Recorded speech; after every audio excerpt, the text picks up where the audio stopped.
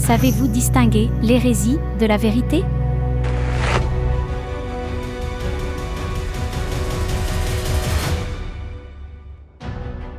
La Terre n'est pas le centre de l'univers. Il est celui qui a fabriqué un télescope et a observé le ciel nocturne pour la première fois. Il a remis en question une idée fixe qui avait été considérée en son temps comme véritable. Le père de la révolution scientifique. Le père de la science moderne. Le père de l'astronomie. L'éminent scientifique. Galilée.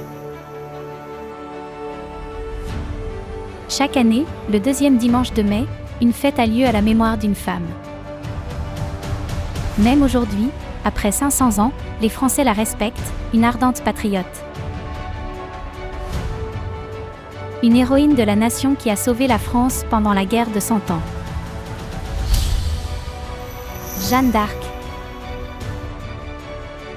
Un modèle de foi pour les chrétiens du monde entier. Un prophète qui a prêché aux païens et a établi d'innombrables églises-maisons hormis les épreuves et les dangers. Un évangéliste qui a prêché avec audace que Jésus est Dieu qui est venu sous forme humaine. L'apôtre Paul. Celui qui est venu sous forme humaine pour sauver les pécheurs, il y a 2000 ans. Jésus-Christ. Qu'est-ce que ces personnages historiques avaient en commun?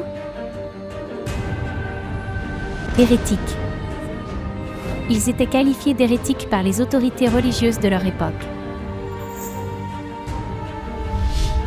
L'héliocentrisme est véritable. Le géocentrisme est véritable. Il fut qualifié d'hérétique par le pouvoir religieux de l'époque.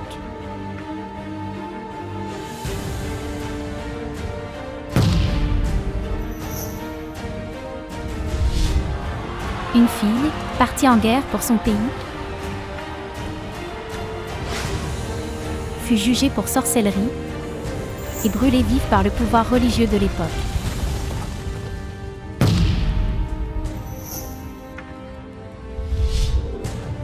Bien que Jésus soit apparu sous forme humaine, il était Dieu. Nous avons trouvé cet homme qui est une peste, qui excite des divisions, qui est chef de la secte des Nazaréens.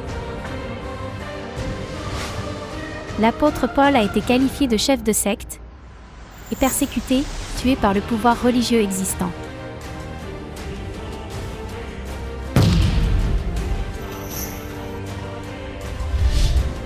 Moi et le Père, nous sommes un. Toi, qui es un homme, tu te fais Dieu. Jésus, qui est Dieu venu en chair,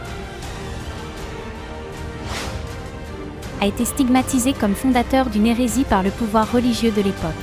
Il fut crucifié sur la croix. Croyez-vous que la norme d'une autorité religieuse peut être le critère pour discerner l'hérésie ?